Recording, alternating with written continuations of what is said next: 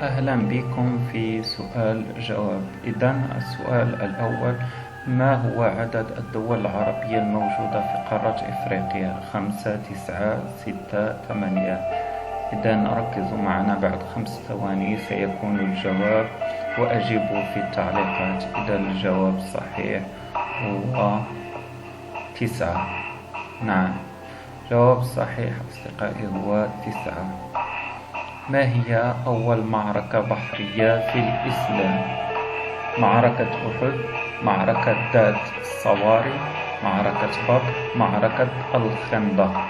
إذا الجواب صحيح هي معركة، بعد 5 ثواني، معركة ماذا؟ معركة ماذا؟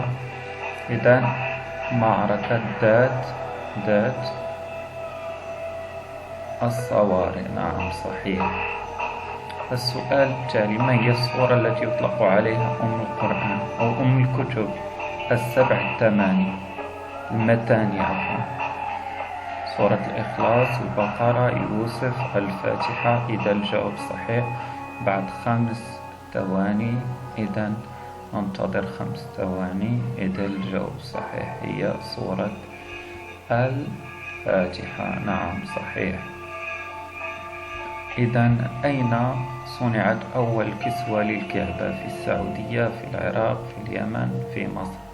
إذا 5 ثواني للتفكير أصدقائي. إذا 5 ثواني. إذا هي مصر. صحيح. أين تقع دولة فلسطين؟ في قارة أوروبا، في قارة آسيا، إفريقيا، أستراليا. إذا الجواب الصحيح هي 5 ثواني التفكير. ما هي؟ إذن هي آسيا. صحيح. من بين الكائنات البحرية صنفها العلماء أنها أحد الحيوانات أكثر ذكاء، فما هي؟ قنديل البحر، نجم البحر، دولفين، القرش. 5 ثواني تفكير أصدقائي. إذن 5 ثواني. إذن هي حرف ماذا؟ حرف س.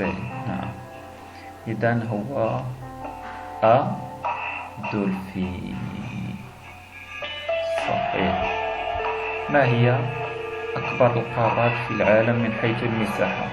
قارة أستراليا، قارة آسيا، قارة إفريقيا، قارة أوروبا. إذن 5 ثواني تفكير كما العادة.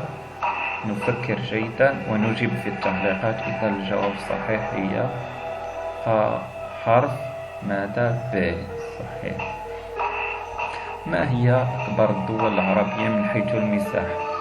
السودان، ليبيا، السعودية، مصر.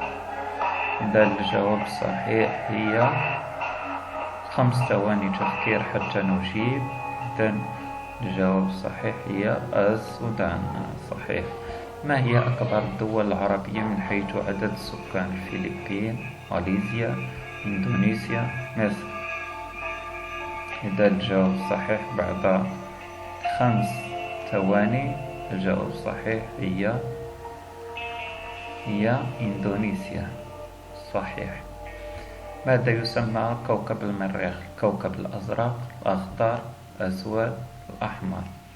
إذا الجواب صحيح أصدقائي هو بعد 5 ثواني من التفكير العميق حتى تجيبوا في التعليقات. إذا هو الكوكب الأحمر.